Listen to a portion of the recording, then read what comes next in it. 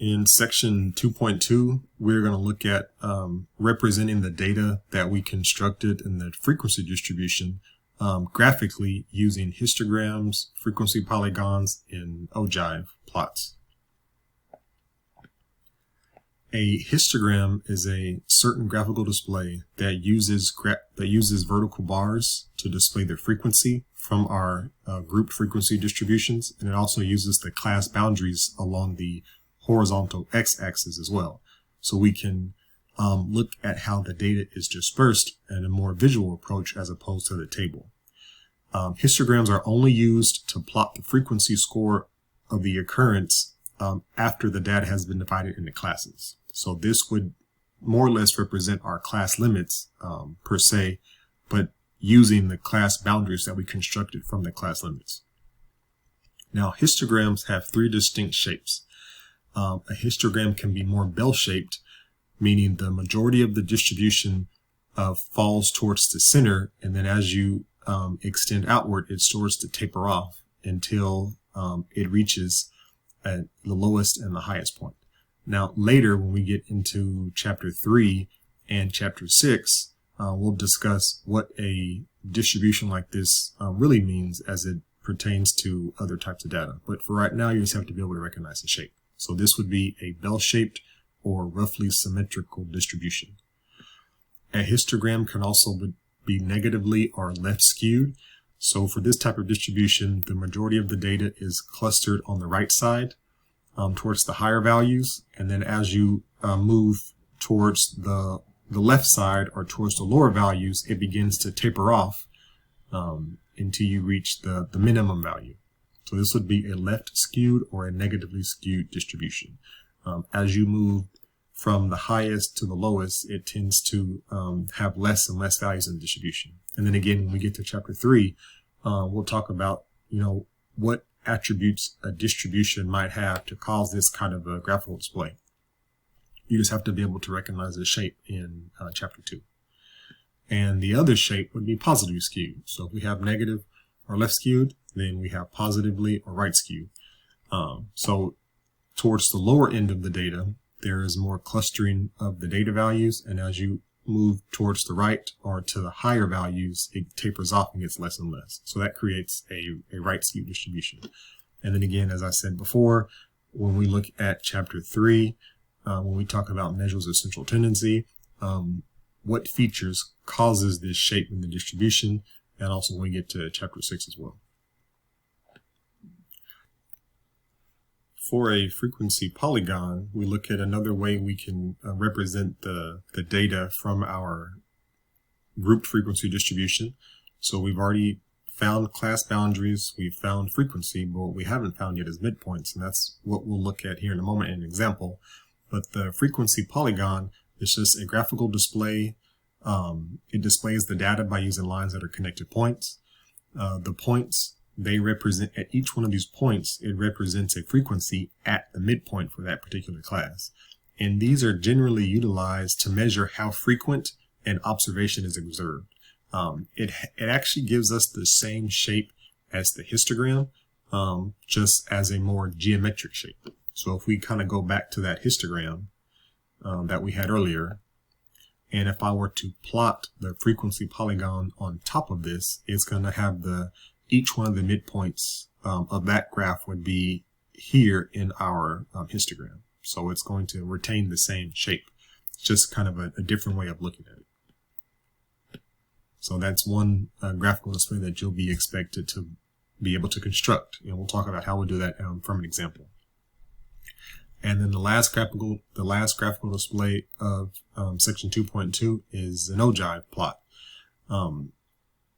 Now it uses cumulative frequencies instead, and so we haven't yet constructed a cumulative frequency distribution, and we will do that here in a moment. But basically this is a graph that represents the cumulative frequencies for the classes, and it's best used when you really want to look at the total at any given time. And when we start looking at the slopes of the lines from point to point, it really helps us look at instances where we have greater fluctuation or lesser fluctuation. So this particular graph represents the record high temperatures, And we can, up to a certain point, we can see the temperature is increasing from one interval to the next pretty rapidly, but then it starts to taper down as we get to the highest temperature. So that can help provide information, patterns in temperature, for anyone who is interested in gathering, trying to look at a trend in the record high temperatures. So these are some different graphical displays that we want to be able to construct from section 2.2. So if we look at our same example with the stories in the world's tallest buildings, we had previously found class limits, class boundary, and the frequency. And we really want to discuss how can I find the midpoint and how can I find the relative frequency. So those are two things we want to be able to construct, and then we want to look at doing the cumulative frequency distribution, which would be next. So a midpoint is just best described as the value in the center of the class limit. So to find the midpoint, we look at the lower bound, which would be all these first numbers, plus the upper bound, which are all the second numbers, and we divide by 2. So the midpoint for the first one, the midpoint for my first class limit, if I add those two numbers together and divide by 2, I get 58. So that's the value in the center of that interval. And I'll repeat that process for all of them. And I'm just going to speed this up a little bit because I already wrote this out. I'll repeat that process for all of them so that I'm able to find all my midpoints. So these 58, 67, 76, 85, on down to 112, these are just the values that are in the center of each one of these class limits. And I'm going to use that values to help me construct the frequency polygon. Whereas we use the class boundary and the frequency itself to construct the histogram. And the frequency and the midpoint are used to construct the frequency polygon. Now my relative frequency, this is similar to the percent that we found in the previous section for the categorical distribution, except we don't represent this as a percentage. The relative frequency just represents the portion out of the total for that particular interval. So for the first limit from 54 stories to 62 stories, we found 7 buildings that fell within that interval or within that class. And so out of the 30, we would look at, well, what portion is 7 out of 30? And that's what we would do for all of them. So we would find the portion that 7 out of 30 is, which is 0.23. And we would find the next one, what portion out of 30 for the next interval, and the portion out of 30 for the next interval. And so we do that, and these are our relative frequencies. Relative frequencies are helpful if we are comparing two different distributions. So if we have this distribution of the world's tallest buildings, and we have another distribution pertaining to some other type of data, but somewhat related, whereas this one has 30 buildings, if that one were to have, if this one has 30 data values, if that distribution had 100 data values, we really couldn't compare the frequencies because they're not the same, but we could compare the relative frequencies because those are more or less based out of 100, right? This is more or less 23%, 20%, 0.27%. And so we can compare the relative frequencies because they're more or less on the same scale as opposed to frequencies that comes from the raw data. Now, if we, this particular table is the cumulative relative frequency, which is what this was describing here. It says construct a group frequency distribution, and we did that in the previous section, and a cumulative frequency distribution. The midpoint and the relative frequency are, the midpoint more so is what we need for the frequency polygon, but our cumulative frequency distribution, which is this distribution, that comes from what we did in the previous section. It comes from the class boundaries and it comes from the frequency. So when we look at constructing this display, we want to first talk about, well, what does cumulative frequency mean? Cumulative is a running total up to a certain point, and frequency is a count. And so we look at these numbers come from our class boundaries. So 53.5 is here, and then all the way up to 116.5 here. And we want to figure out how many values are within or fall within this kind of this range. So for our cumulative frequency, it says I want to know how many buildings were less than 53.5 stories. And I'm going to slow this down because I pre-wrote this so I can just talk. Well, if I look at 53.5, there were no buildings less than that. There's nothing less than 53.5. So I would say 0. And then I go to the next one and I want to look at how many buildings are less than 62.5. Well, I'll go over to my table. Here's 62.5. So everything below this would start here. So there were 7 buildings that were below 62.5 stories. And I go to the next one. I look at, well, 71.5. How many buildings were less than 71.5? So I go over to this table that we filled out before in the previous section. And here's 71.5. So anything less than here would be the 6 and the 7. So those two things would be less than 71.5. So that would be 13. There's 13 buildings that are less than 71.5. And we can complete that process for each one of these until we have our table filled out. So 80.5, go over here. Anything less than 80.5 would be these 3 groups. So that would be 21. So cumulative just means there's a running total of some sort that we're keeping based on the frequencies. So if I kind of finish that out, and I can find the rest of the values that I would need to complete my display. Now, a cumulative relative frequency is more or less the same as the relative frequency that we just talked about. So I'm looking at, for all the cumulative values, what's the portion out of 30? So of course, 0 out of 30 is 0, 7 out of 30, 0.23. And so we really are keeping track of the relative frequency on a cumulative basis over all of the intervals. And so that helps us determine the portion of the breakdown of the data on different scaled intervals. So now we're going to look at doing an example from start to finish, and then we're going to construct some visual displays for this example. So I wanted to put everything together in this example, and I made sure that I tried to use a problem that had some decimals so we can talk about how we can find the class boundaries if there are decimals in the original values, because it is a little different. It's the same, but it's a little different than if they're just whole numbers. So for this one, the number of unclaimed prizes in millions of dollars for lottery tickets bought in a sample of states is shown. We want to construct a frequency distribution for the data using 5 classes. So in order to do that, we know that first we have to find our class width, and to find the class width, we need to take the range and divide that by the number of classes. So remember, the range is just the largest minus the smallest, and so when we do that, we get the 50.9 divided by 5, which is almost 11, 10.18, but we have to remember we have to always round that up. We don't want to follow our rounding rules that we've learned throughout the year, so I don't want to round it to 10 because it's closest to 10. We always want to round it up, so we would use the number 11 instead.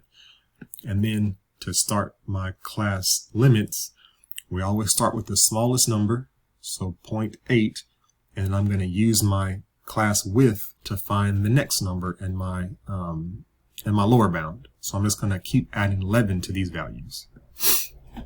So 11.8, 22.8, 33.8, and then 44.8. So if I want to find the upper bound of my class limit, and I know when we did a previous example, it has to be 1 less, but if I use 1 less, it will be 10.8, and that's too big of a gap. So because of the decimal place, it would be 0.1 less. So it will be 11.7, and then 22.7, and then 33.7, and then 44.7, and then 55.7. So the concept of 1 less is still there, but because of the decimal place, it's shifted over, and it's 0.1 less. To find my class boundary, just like before, we have to consider that in the previous section, we added or subtracted 0.5 because those were whole numbers. However, because these are decimals, I can't add and subtract 0.5 because then our class boundaries will be off. I have to look at the decimal place, and since there's one value after the decimal place, I have to account for that. So in reality, we're going to be adding and subtracting 0.05 to the class limits. So if I subtract 0.05, I have 0.75. If I add 0.05, I have 11.75. If I subtract 0.75 and add 0.75, this is what I get. If I subtract 0.75 and add 0.75, this is what I get. And so here we can see that we have the same structure as before, where these two values need to be the same, because remember, the class boundary and the frequency is responsible for constructing our histogram. And these need to have an overlap here so that those vertical bars on our histogram touch each other. There should be no gaps or spaces in our histogram. So finish that out. And then our midpoints, the same as before, that doesn't change. We need to add the lower boundary, or the lower bound and the upper bound, and divide by 2. So in the first class limit, if I do 0.8 plus 11.7 divided by 2, I get 6.25. And then I'm not showing the rest of that here, but if we add those two numbers and divide by 2, we get 17.25. We can also just add 11 to these numbers too. They retain the same pattern as we have here. We just add 11 each time. So if I add 11 to this, I get 17.25. If I add 11 to 17.25, I get 28.25. If I add 11 to this, I get 30.25. If I add 11 to that, I get 50.25. So we do the same. And then to find the frequency, we want to figure out all the numbers that are in between 0.8 and 11.7. So we go through and I highlight them. I have 8. And then my relative frequency is just the portion of data that falls within this interval out of the total. So 8 out of 16, which is 0.5. And then we kind of continue that process until we have found all the values over the distribution so that we can then construct a graphical display. So we always want to make sure our total is what the original data set number of values it had, which is 16. And we want to ensure that our relative frequency adds up to 1, because this is like 100%. Now the cumulative frequency, because remember this is going to be responsible for one of those graphical displays, the ogive plot, I've taken this from the previous screen, and then we need to look at, well, how many values are less than 0.75 in our distribution, and of course there were none. Nothing was less than 0.75. And then we move on to look at the next value. How many values were less than 11.75? Well, 8. And then 8 out of 16 is 0.5. And how many are less than 22.75? 13 of them. And so we keep that process going until we've constructed our cumulative frequency distribution. And then these values are just a running total of the relative frequencies. And once we finish with our distribution, our cumulative frequency distribution, then we can look at, well, what graphical displays can we construct? The first graphical display we can construct is a histogram. The histogram, remember, it's only used to plot the frequency of the score in the data set that has been divided into classes. So we have our class boundaries on the x-axis, and we have our frequencies on the y-axis. And I actually hand drew this one. It's a lot easier to hand draw a histogram than it is to make one in like Excel or some kind of a computer program. So it's just really easy to draw one. The vertical bar should be the same width, approximately the same width. Now I hand drew it, so there's a little human error there. And then we can tell that based on the skewness of the graph, it looks like it is skewed to the right, or positively skewed, like we talked about what the 3 basic shapes are.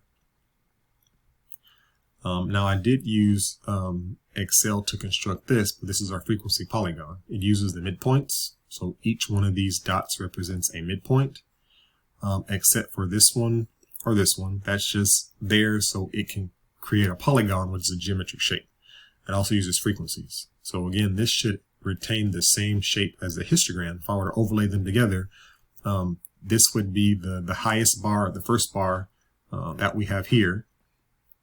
And then the midpoint of this interval, the midpoint of this interval, of course, there's nothing there in the midpoint of this interval. And then the last type of graphical display is the ogive, and it's the class boundary limits and the cumulative frequencies. And so it just helps us indicate, up to a certain point, a relative total, and also it helps us indicate where there are steeper or lesser increases over time. And that is the end of section 2.2. So hopefully either this video or the video in Connect Math is helping you with your homework. If not, remember you can always reach out with me, and I can either make an alternate video or kind of give you some homework guidance.